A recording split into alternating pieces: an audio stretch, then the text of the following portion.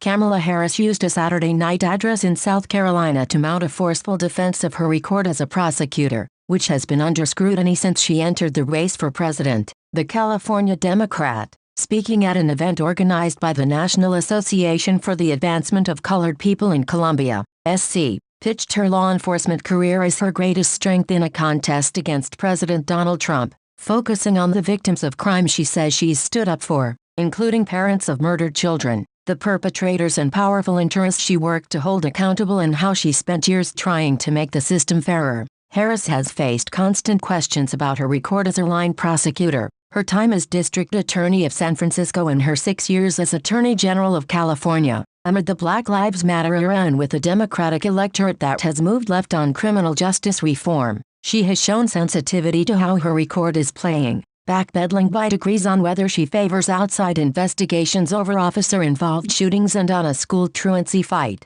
But Harris and advisors have maintained that they see her career as her biggest asset against Trump, and plan to use it. While she's delivered elements of the speech in past venues, the NAACP address in a crucial early voting state, with a decisive African-American primary electorate, represented the first big opportunity for her to get back on brand after muddying the waters with equivocations. On Saturday, Harris went directly at her critics, whom she described as self-appointed political commentators with a thin grasp of her record. "My mother used to say, 'Don't let people tell you who you are, you tell them who you are,'" said Harris. "So that's what I'm gonna do." She leaned into rather than apologizing for taking on issues like truancy, where her efforts have come under fire because they sought to punish parents whose children missed school. Harris framed the priority as a fight for children that risked dropping out of school entirely, and ending up in jail or dead in the streets. "Beautiful, smart children who, if they had lived in some rich neighborhood, the alarms would have sounded, and I refused to stand by while the system failed them,"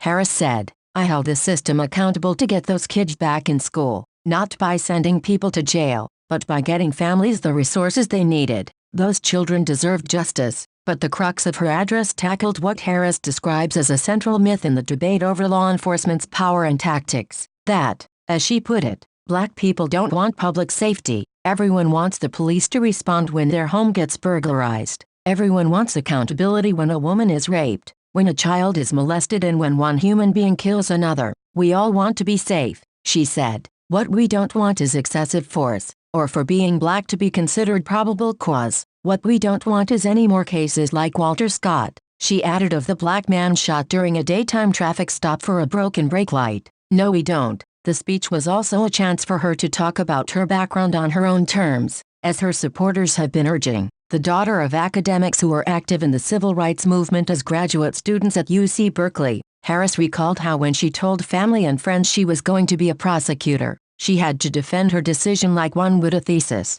and she said she understood why there was hesitation. "There have been prosecutors that refused to seat Black jurors, refused to prosecute lynchings, disproportionately condemned young Black men to death row, and looked the other way in the face of police brutality," Harris said. "And I was clear-eyed that prosecutors were largely not people who looked like me or the people who grew up in our neighborhood," she said, adding that when she was elected in San Francisco, there were only 3 Black DAs in the country. There were no other Black attorneys general when she was elected statewide in California in 2010. She recalled grieving mothers who told receptionists that they wouldn't talk to anyone else in the DA's office but her. "It matters who is in those rooms," Harris said. "I knew I had to be in those rooms. We have to be in those rooms even when there aren't many like us there." It's unclear how much backlash to Harris' career in law enforcement is affecting her run. While she hasn't lost ground in polling, she also hasn't caught fire since launching her campaign in front of 22,000 people in Oakland earlier this year.